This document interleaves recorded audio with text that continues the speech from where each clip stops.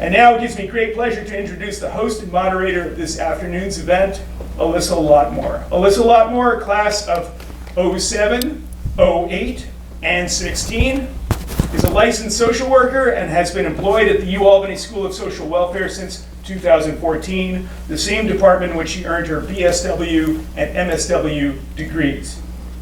In addition to her main roles of handling SSW communications and engaging alumni and community partners, she has been co-hosting the Social Workers Radio Talk Show on University's FM radio station, WCDB, since 2013. Through all her projects, her focus is on seeing the public as the client and using different forms of media to reach individuals who may never have considered seeing or using a social worker. She believes that social work professionals need to be media savvy in sharing expertise and raising awareness about issues they care about. Outside her work at the School of Social Welfare, Alyssa serves as the Vice President of the Friends and Foundation of the Albany Public Library, a General Board Member of the Northeastern Association of the Blind, and a disaster mental health volunteer for the American Red Cross. She's a contributor for the local media outlet CivMix, where she writes about the topics that she's passionate about.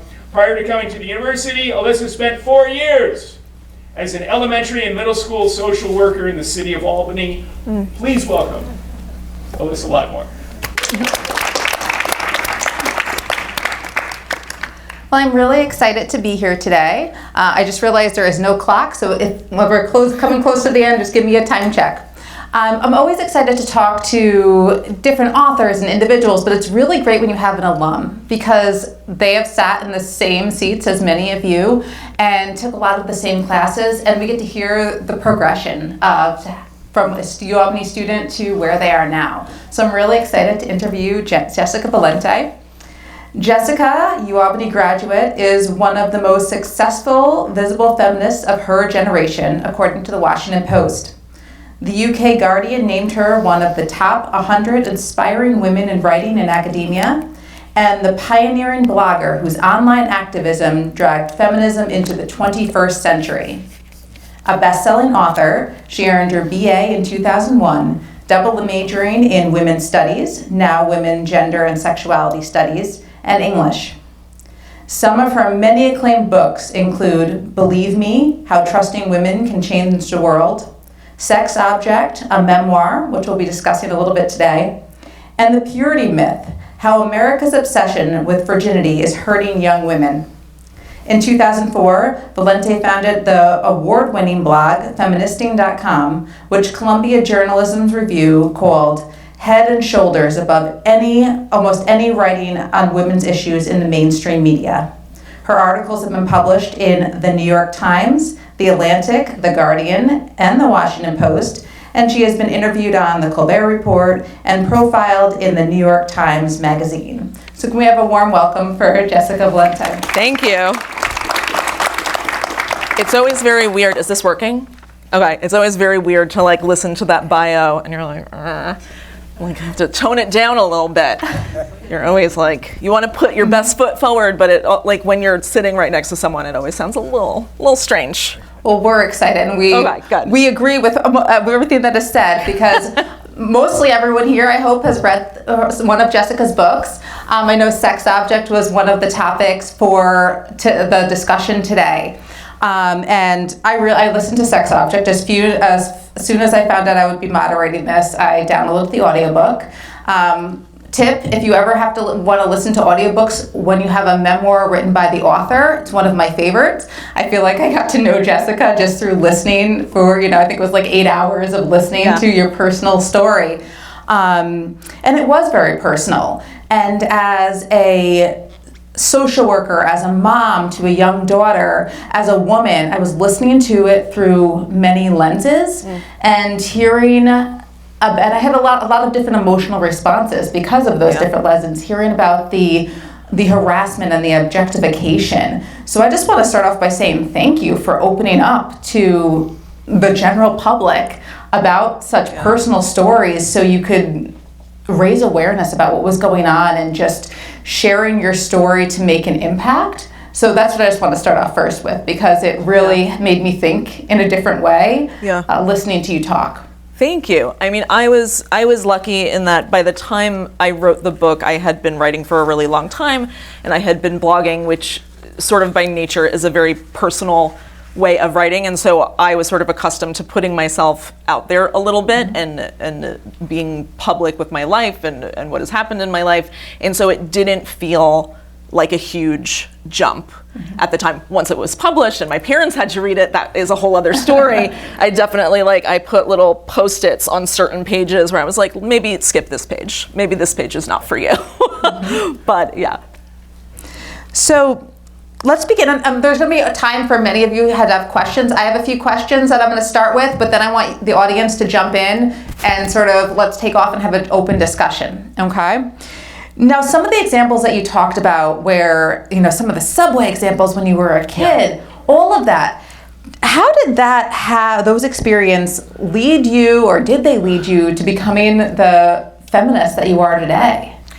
It's funny. I think, like a lot of young women, when you grow up with a certain amount of objectification or harassment, you don't necessarily recognize it as something special or something that is shaping you until you really look back on it. It's just a part of your everyday life. When you're used to men talking to you in a certain way or catcalling you, it just sort of becomes background noise, right? And that in itself is troubling to me when I looked back on my young adulthood and now as a mom to a 12-year-old. I think I have a line in the book where I'm sort of like, what hoops did my brain have to jump through to get to the point where this kind of stuff just rolled off my back, right? But yeah, I mean, it definitely did lead me to feminism in that by the time I was here, and actually the Women's and Gender Studies department here was really the click point for me, when I started to realize that this stuff, happened to everyone, right? Like that this was sort of this universal experience.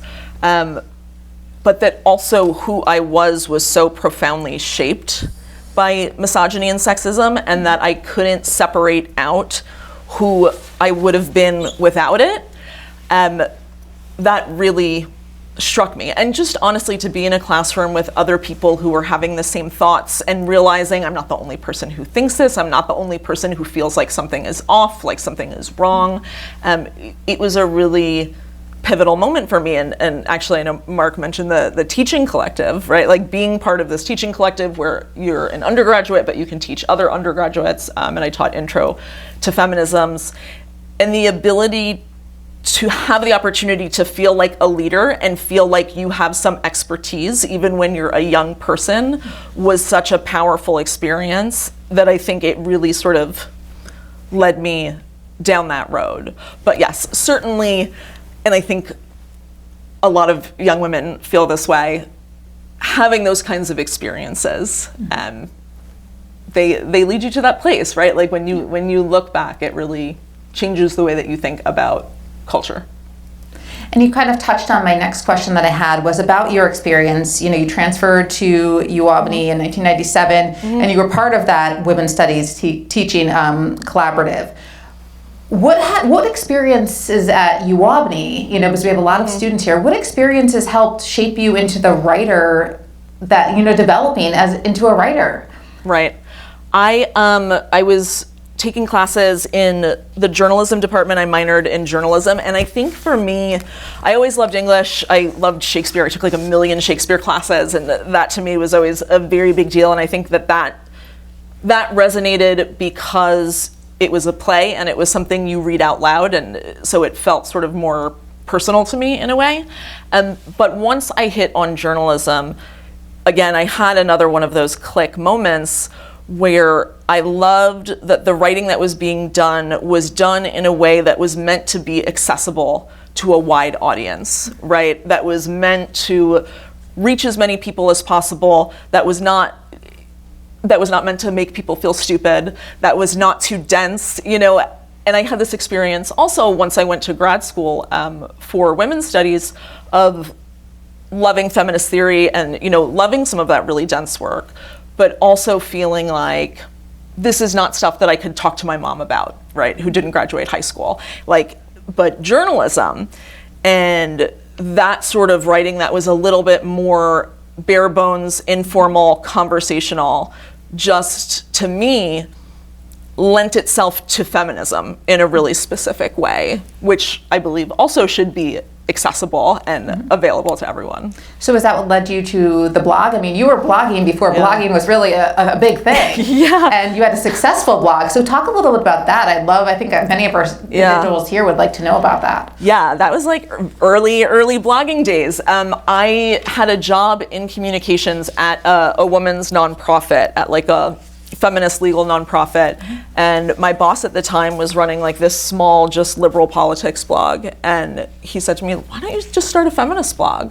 And like, look, here's how you do it. And so I got my sister and I got a couple of women that I worked with, and we just started it. And I think because we were one of the first feminist group blogs, so we were like writing quite a lot. We had, whereas other blogs were posting like once a day, we had 10 posts a day. It made a huge difference. People found us a lot more easily.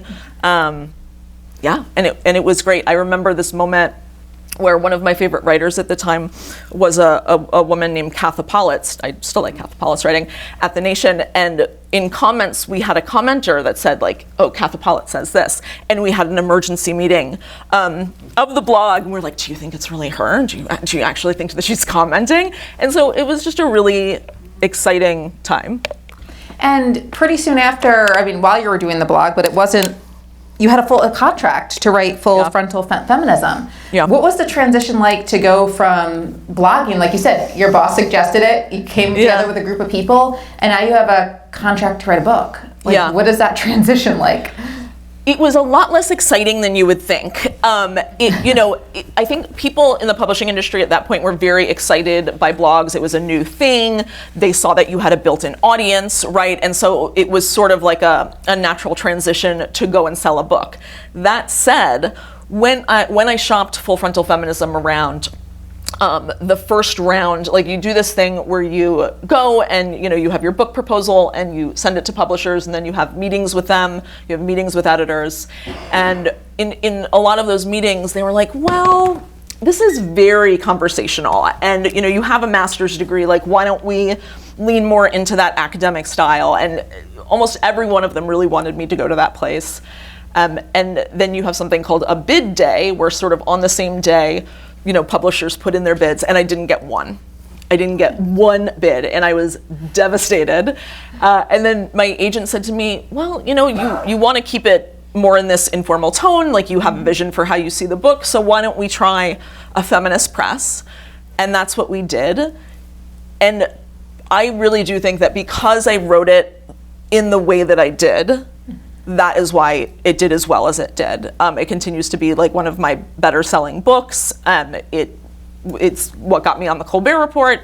And I think like just being true to the specific voice that I really had in mind is what made it successful. I really feel very strongly that if I would have sort of made it more academic, that it wouldn't have done as well. And that's why the blog was doing well also, right? Like, people would come across it and they felt like they could relate to it. It didn't feel like homework, right? Like no one wants to go and do their spare reading and have it, especially when you're talking about really serious feminist issues, right? Like you have to have like a little bit of levity or personality there, I think. Well, there's that level of authenticity when you're talking. You have the knowledge, you have the degrees, you have the background, but how you are able to translate that onto paper in a way that makes people feel like they can relate to you or know you. Right. In that sense, it changes the whole way you're reading the book. Yeah, and I like the fact that you use the word translate, because I do like to think of myself a bit like a translator. And when I'm writing about issues, I do try very hard to sort of try to take more complicated ideas and lay them bare a little bit, make them a little bit plainer. Because that's what I would want to read if I was younger. And that was, when I started off writing, I was younger when I started off writing, I was in my 20s. And the goal was to reach younger women specifically and younger women who didn't necessarily call themselves feminists, but who were absolutely feminists, right? Like the people who I met who would be like, I'm not a feminist, but like, this is sort of fucked up. Like that was the audience. And in that way, I think like the blog and the book were really successful because that's who it reached. And this was at a point, we're in a moment right now where feminism really has become so mainstream to the point almost that it's watered down. That was not the case when we started blogging. That was not the case in the early aughts. It was still very much this era of like feminazi, Rush Limbaugh, nonsense. And so getting to witness that sort of cultural shift in real time was very cool. That's awesome. I'm going to open it up to questions after one more question, so I want people to be thinking about what they're going to ask, okay? You were talking about, that being able to put yourself out there and the blogging. Now social media, and I've seen your social media page. You are very active on both Twitter and on Instagram. You're talking to people, you're telling people, really here's the real deal about this. Yeah. What is that like, that transition of like, okay, now I'm putting my videos out there. I'm really being more present and getting information out in a different way. Mm-hmm. How is that as an author and a writer and now doing a different type of platform? It depends on the platform. Like Twitter was a natural thing because it just felt like an extension of blogging. And I was like one of the first people on Twitter, so I've been there forever. And now it's like such a, it's always been a bit of a cesspool. Mm-hmm. But it still felt very conversational, and because I sort of like grew up professionally with all of these other bloggers in this community of online feminists, you sort of feel like you have a home in each of these spaces. The newest thing for me is like TikTok, and I like lurked on TikTok watching videos for 2 years before I decided to get in, and I definitely had that, and I still have that feeling of like, I'm a little too old to be here. But I have found that if I am not trying to do I'm not dancing or doing memes or doing song, you know what I mean? Mm-hmm. Like I'm just keeping it like very straight and sort of what I do on other platforms, that has really worked well for me. And I think as a writer, as you get older and as you get to a certain point in your career, you want to be accessible on all these different platforms. Like you want to keep going with the flow, but you also don't want to be like the old bitch on TikTok. You know what I mean? Like it can be it can be overwhelming. But it is a very good, I saw your Instagram and all your lives or, your videos. Very good. If you haven't checked her out on her different platforms, I recommend it. I want to open it up to some of your questions. Oh, there's already hands. Oh, great. Right, you were first. Yes. Yes. Have you received in person or online vitriol or attacks, and how do you manage that in your writing and when you're doing press tours and stuff? That's a great question, and the answer is hugely so. Early on, the worst kind of harassment I've gotten has been like threats, like rape and death threats, that sort of thing. And there was a point years ago when it got really bad. There's this whole, this was, again, early in blogging, when the manosphere, men's rights sort of became a thing online. They decided to target me for a specific reason. And I was just getting inundated with emails and messages, and then they got my phone number, and then someone hacked into all of my accounts. And then I got a couple of threats that were directed at my daughter. And so at that point, we went to law enforcement, and it became a thing. And we had to leave our house for a little while, and so that was really stressful. And then it sort of goes in waves, and I think a lot of feminist writers, or anyone from a marginalized community who writes online, has probably had a similar experience where it will go in waves where something will set people off. You'll get all of these attacks. It'll die down. They'll always be, interspersed somewhere. When I was writing at The Guardian, I was a regular columnist at the Guardian. The Guardian undertook this huge project about the kind of harassment and threats that journalists get. And so they studied, I think, something like 3 million comments on the Guardian's website, and they found that I was the number one most harassed and threatened person on the website. And so they did like a big study on that, and we did some articles about that, about, you know, what it means to do this work, and to have that be like a part of your workplace, right? Like that's the weirdest part of it, is that it sort of becomes part of your job, like something that you're expected to put up with. And that is something that no one, I mean, because I started off so early, no one would have been able to warn me about that. But it's not something that everyone realizes going in. Like and if I could do it all over, honestly, I don't know that I would write under my real name if I had to do it all over again, because it can feel really difficult and stressful. I don't want to go on too long about it, but yeah, it stinks. And the thing that I worry about the most, honestly, is I get this question a lot when I speak at colleges and when I talk to younger women and younger writers, and they tell me that they're nervous and they're afraid to get into writing or to publishing under their real name because they don't want to be attacked, because they're afraid of things like this. And I can't in good conscience tell them it'll be fine, right? Because I don't know that that's true. You are putting yourself on the line and you are putting yourself at risk. And again, if you're part of a marginalized community, you're much more likely to be attacked. And the thing that I worry about the most is that the way that impacts culturally whose voices get heard, right? If the people who are least likely to be attacked online are a certain group, then that's the voices that we're going to hear. And if people are afraid to make their voices heard online, those are not the voices that we're going to hear. And so that is the thing I think that sort of keeps me up at night. Sorry, that was a much longer answer probably than you were looking for. Well, even listening at the end of your audiobook, when you're reading, you read all the emails or clips of all the emails, and those are pretty harsh. Like, yeah, I think those were just like a couple of years worth of emails. I have like a part at the end of the book where I just like published all of the hate mail that I've gotten. And, you know, something shifted for me, honestly, once I had my daughter. Like, that is when it became, I sort of was like, it's fine. Like, you know, I'm going to deal with it. Once I had my daughter, and when we had to leave our house, she was 1, and that shifted something. And then when she was 5 or 6, we had a threat specifically against her that was, like, credible and scary. And that was when I started to do talks like this less often. I started to be really careful about, you know, like, I have a P.O. box, we're not listed. My daughter doesn't go to school under her real name. And all of that stuff is probably more than I actually have to do, but I'm not trying to risk it. You know what I mean? It just became a little bit scarier. I saw your hand up. Thank you so much for being here and for your work.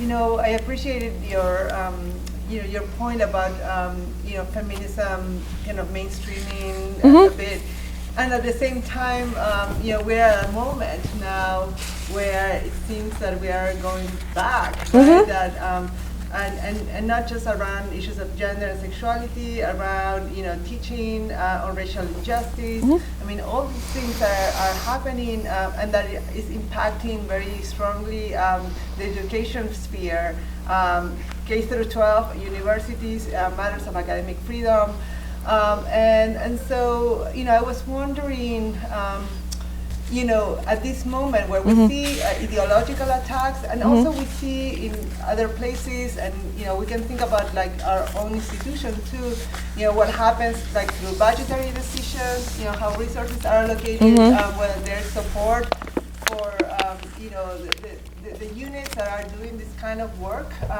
You know, kind of what is your own diagnosis of this moment? What is your, you know, where you see your writing going in this particular moment, and what do you see, you know, about our institutions of public education in this regard? Like, what is the role? So 3 questions. You can choose one if you want. That is a huge question, and it is something I am thinking about a lot, obviously. Yeah, I think we're in a moment of deep backlash, in part because of all the feminist gains, in part because of Barack Obama's presidency and the racist backlash to that. Like, I think that we are in a moment of pure backlash, and fear. The thing that makes me feel better is that the numbers really are on our side when you're talking about people who believe in feminist values, values of racial equality, supporting the LGBTQ community. The numbers are on our side, and I talk about this a lot in my newsletter. I write a daily newsletter about abortion rights. And I think one of the biggest mistakes that we make is talking about these issues as something that America is deeply polarized and split on, as if we are evenly split. We are not. We are not evenly split. The problem is that the people with the most power, there's a few extremist people with an incredible amount of power who are consolidating power, and they are making it feel and seem and be as if it is more evenly split. And I can talk about that like a little bit in terms of abortion, for example, because that's just what I'm thinking about all the time. Americans overwhelmingly support abortion rights, overwhelmingly so, and have for decades, right? But if you pick up a newspaper and you read an article about abortion, you are going to get the sense that we are split down the middle on this issue. We are not. The issue is that you have a small group of extremist legislators who get to make all the decisions and who every day are consolidating their power. In places like Ohio and Missouri, for example, their Republicans are working on bills to raise the standards for ballot measures, right? So if you pay attention to abortion rights at all, you may know that Kansas and Kentucky both overwhelmingly came out in a pro-choice way around ballot measures, right? And this is a way that voters can have a direct say on laws. And so Republicans in other states are trying to make it so that in order to pass a ballot measure, you need 60 or 70% of the vote instead of a simple majority. And so when you talk about what voters actually want, or what Americans actually think, or what American values actually are, they are progressive. They're progressive values. And so that is what makes me feel a little bit better about this moment that we're in. And I think it's important that we hold on to whatever shred of optimism that we do have left, because it can feel so overwhelming, especially when you're talking about, especially the attacks on academic freedom and what we're seeing, not just on a college level, but in elementary schools. Every time I see a picture of library shelves empty, it chills me. It's absolutely terrifying.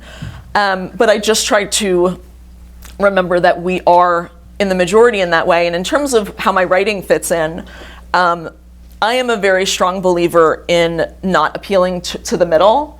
I'm not interested in that.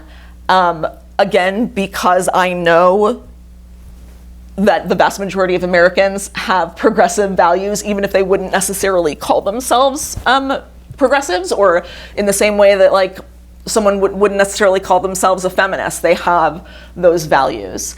And so when I write, I am not interested in catering to some imaginary middle. I am not interested in trying to soft step and make people who want to take my human rights away feel better about that situation. I'm just not interested in that, right? And it's never served us. It has never served us well. And so I'm sure other people might look at my writing, and especially the writing that I'm doing these days about abortion, and find it extremist or harsh. But I think that the moment calls for it. Yep, go ahead.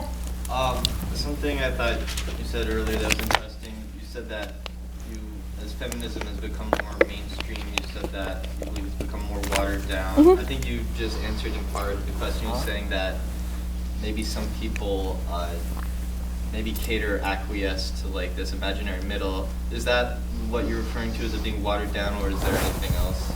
Yeah, there's other stuff too. I mean, listen, I think that corporations figured out that there was money to be made off of feminist rhetoric, and so they started launching products to, they're like, the cellulite cream, sure is feminist. There really was this very corporate co-opting, I think, of feminist language. And then the other thing that has happened is a conservative co-opting of feminist language. Again, when I was starting out with feminist writing, it was considered a bad thing to be a feminist. It really was a pejorative.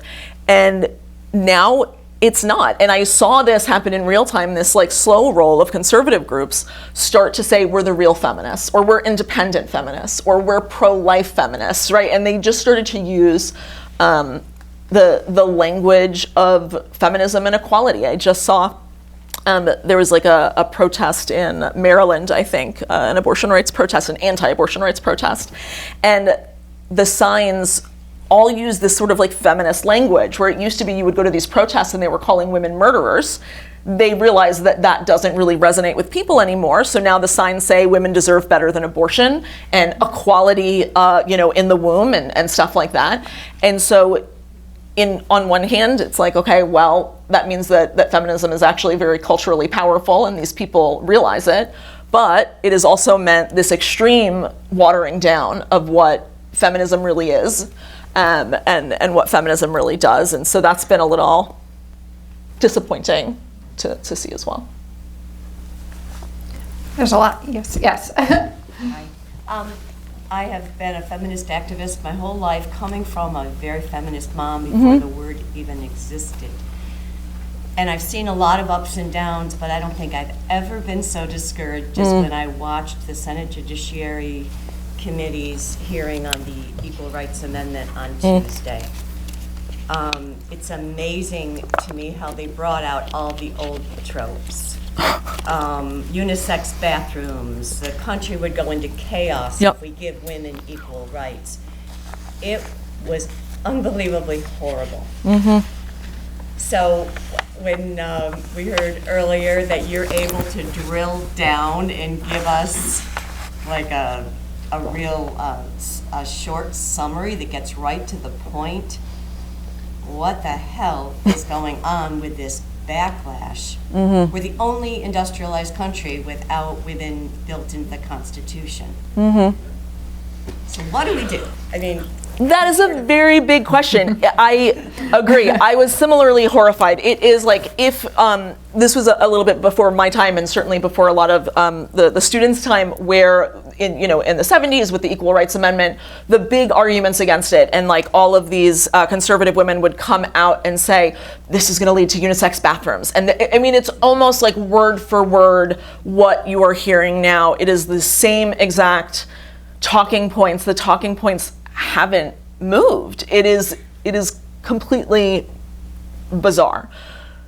But I really do think, I like to think of it as like the dying gasp of a certain line of thinking. When you look at what young people believe, when you know what I mean? Like, again, the values really, really are there. It's just about who has the most power and who is getting the most airtime. And in that way, social media has worked against us in this way, because it used to be when someone said something like completely outrageously misogynist and bizarre, transphobic, racist, that they were sort of ashamed to do that, right? Like there used to be some shame there. And now you get a lot of retweets and likes, and even if it's negative attention, you're getting a tremendous amount of attention, and we're in an attention economy, right? And so that is one of the spaces that I'm thinking about a lot is social media and cultural messages, and how do we do stuff there. But then honestly, the other thing is when it comes to not just the Equal Rights Amendment, but when you're talking about reproductive rights and what we could be doing legally to codify Roe and all sorts of other stuff, the Hyde Amendment, it is really infuriating to me that Democrats have been trying to convince that middle for so long, because I think that that's a big part of the reason that we're here, right? People continue to act like on the defensive about these issues, right? Which is bananas to me, because we have the numbers, because we have the votes, because when you look at the way that culture is progressing and the way that young people vote and what young people think, we're on the winning side. So why are we acting in this defensive way? So that makes me a little bit kooky. That said, I do worry in terms of backlash about the power of that backlash message with younger men online.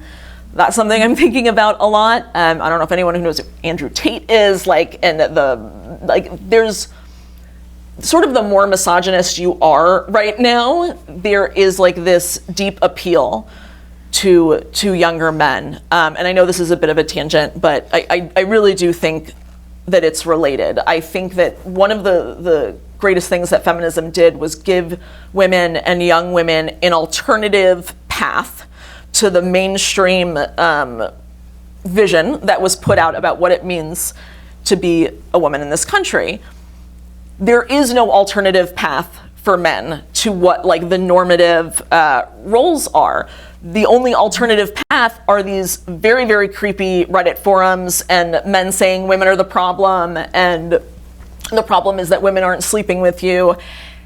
And I think that that the backlash we're seeing politically, like that those two things are very much connected. And that if we want to make inroads when you have something like hearings on the ERA, we also need to be looking there, right? Because that's the next generation of people who are going to be sitting in those rooms. And we can see that now. We can see that with people like Matt Gaetz, right? Like a lot of the people that we're seeing in those rooms are people who like came directly out of these very bizarre fringe right-wing spaces that we sort of treated like they were nonsense bullshit.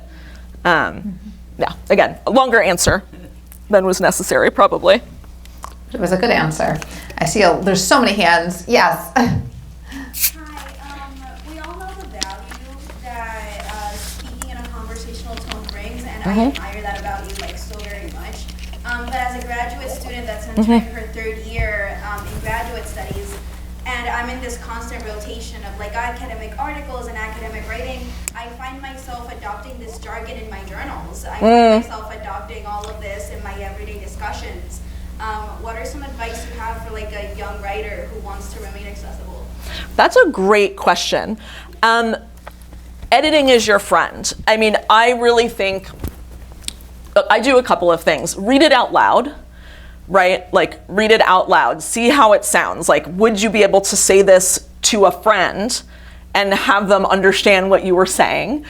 And then like never be afraid to go back and just like slice and cut and be completely brutal about it. You know, it can be hard sometimes as a writer. I think especially when you're in that moment, and I have had this moment myself where I'm writing something and I'm like, this is so smart. Oh my God, this is like, I'm like really hitting on it, right? And then I go back, I'm like, but you put so much work into it and like so much, sometimes you have to be okay with starting fresh. You have to be okay with just like slashing something. It'll always still be there. You can have it in a file somewhere. And that's the other thing that I tell myself. Like sometimes when I'm like, okay, this needs to change, like I can save that. I might use it in the future. It doesn't have to go away entirely. I don't have to feel like it's some sort of like death of the paragraph. But it can be really challenging. I think people think of writing and they're like, oh, I have this really long paper to write and it's so hard. I find writing shorter things much more challenging. I find writing informally and in a more accessible way much more challenging because you can just keep going and going and going, right? What's harder is getting your point across in a concise, compelling way. And it's not easy. I took a journalism class one semester. It was like, I'm not a journalist, but there's definitely an art to whatever, all these students in here, you're all, into writing, and there's an art to it. It's amazing to be able to get your information out there in a way and engage audiences and have people understand and get your point across in a way that shares knowledge. It's definitely a skill, so. Yeah. I would also say you don't have to be a natural at it either. Like that's the other thing. I think people are like, oh, like, yeah, they were a natural born writer. I was not, like absolutely not. I loved it, but I was not good at it.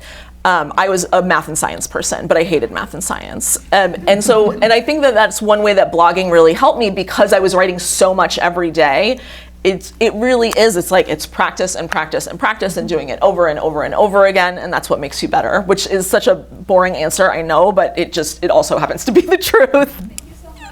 For sure. Yeah. Hi. So I just wanted to talk a little bit about the teaching collective since you mentioned it. Yeah. So you spoke about being a member of the teaching collective and feeling empowered as a young student you teach on gender issues and feminism. What would you say was the most impactful part of the collective for your career? And would you say that being a part of the collective helps you feel more confident with writing, starting a blog? Yeah, absolutely. Again, I think it was realizing that I could be good at something. I did not do well in college my first couple of years. I failed out of my first college. I went to Tulane for a year. I failed out. I'm a first generation college student. I was the first person in my family to go to college. I did not know what to expect. I was not comfortable on campus. I was surrounded by people who had more money than I did. It was a complete culture shock to me. And in a weird way, growing up in New York City too, made it a culture shock to me to go to school in the South. And I was like, what? Like, this is what the world is like? It just felt like it was a really difficult transition. And so to find women's studies and then to do this thing and realize, oh, I'm good at something. Like I'm actually excelling at this and I can do well in something was incredibly impactful to me.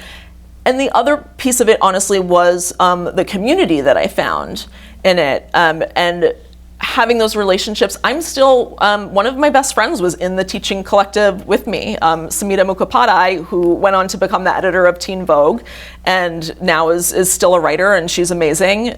We started off as like friends in the collective together. And so those relationships also really like took me through as well. Because when you do this work, especially when you're doing work that is feminist or that deals with issues that are considered controversial even when they're not, you do need community. Like, you need people who are there to support you, and you need people who you trust to tell you when you're wrong. Right? Because that's the other thing about being a writer now, like, especially if you're online, everyone will tell you that you're wrong. Like, that's an easy thing to come by, but you do want to have like the people in your life and your peers who you trust, who when they say, actually, like, no, that article was, or you missed this, that you trust them. So yeah. Yes. You mentioned you have a daughter, and I just wanted to know what you thought was, I guess, the most different or concerning thing about the social landscape for young women now. What do you think has changed the most? What is the most concerning generally? I mean, I think what worries me the most is how much hasn't changed. I think that is really upsetting to me. My daughter is 12, which is around the age I was when I started to like get street harassed and flashed in public and stuff like that. And so I have a lot of fear about that kind of stuff. And then of course, like, I'm doubly worried about social media on top of everything else. I didn't grow up in a world where when you look at yourself on the phone, like, you have these filters that make you look completely different. Like, I think a lot about that, and that in combination with the objectification and harassment that is already there. And then of course, everything that is happening with abortion rights. When Roe was overturned, I, like a lot of people, I was so upset and I was crying, but I just remember, like, the thing that I just kept saying was my daughter, because that's,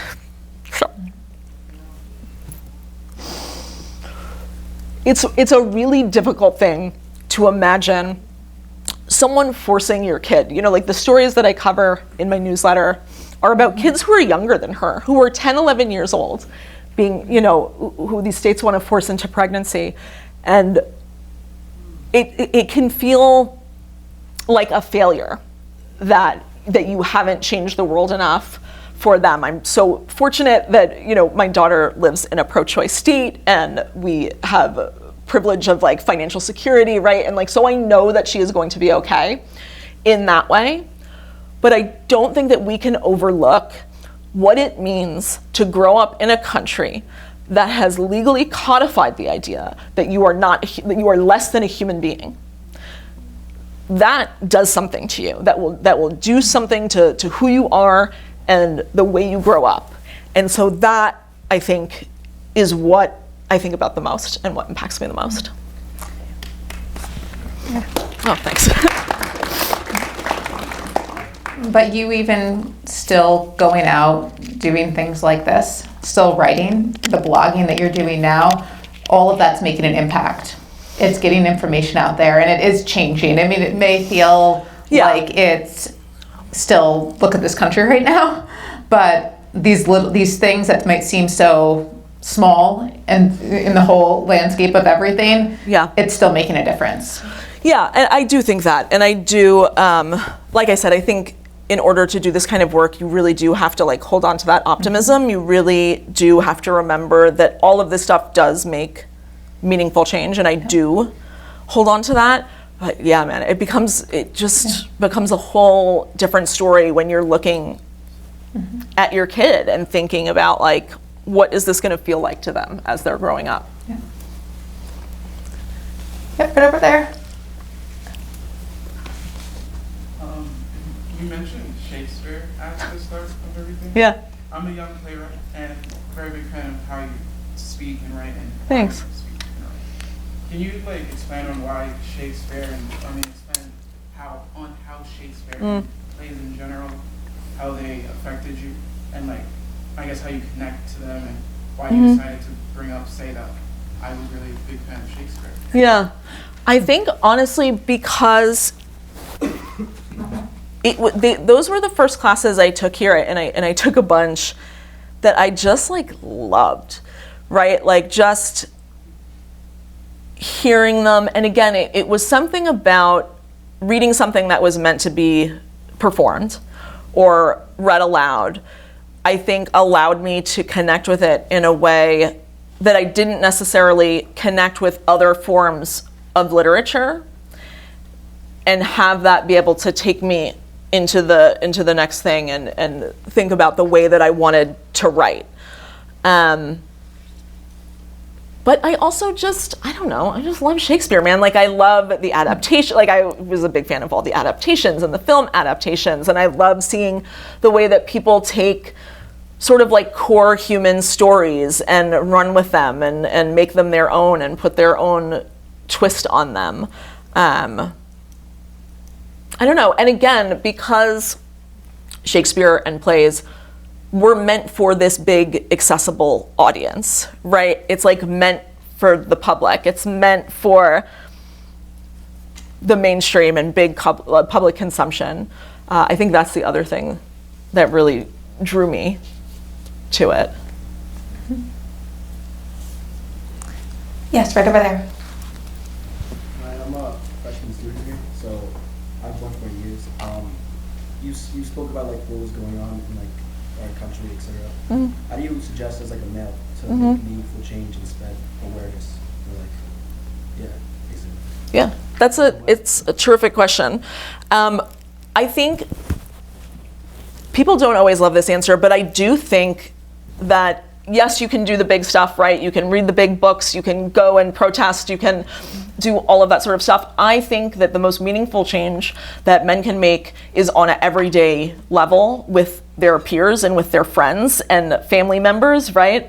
With like, when someone says something in your presence that's like gross or sexist or racist or whatever it is, that you stop, and it doesn't have to be like a calling them out in this like big aggressive way, but it can be a moment to say like, hey, like why would you say that? And it sounds sort of simple, but I think that people don't understand how meaningful that those moments can be. And I think the other thing, doing this work, I think for a long time people thought of feminists as like man-hating, or that, you know what I mean? Oh, you're saying all men are terrible. No, actually, like not at all. And we know from studies and from all this stuff, like the percent of men who actually do terrible things is just about 2-3%. It's a very, very, very small percent. The problem is the 98, 97% that let them get away with it, right? It's that cultural acceptance. And the more inroads we can make to sort of break that cultural acceptance, I think that is one of the most powerful things that we can do. Being an ally. Yeah, being an ally, yeah. I'm gonna do a time check. Yeah, I think we're coming up on time. All right, well, one more question. Thank you, Jessica. I Yeah. was wondering if, in the 70s, we had social movements, we had leadership, we had these things. Why don't we have that now? And did we miss something by, of course, the intersectional stuff is so important, but, did we miss out on watching Equal Rights Amendment and standing up for that? Because I don't think I've heard enough from feminists about why that's so important over the years. I'm wondering, why do you think that might have been, that we didn't put more weight on that?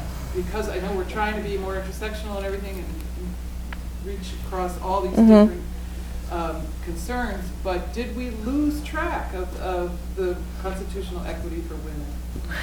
I think that's a good question. I think that in terms of, and I've heard this question a lot of like, well, there is no, it doesn't feel like there is a centralized movement or organization anymore in the way that there was.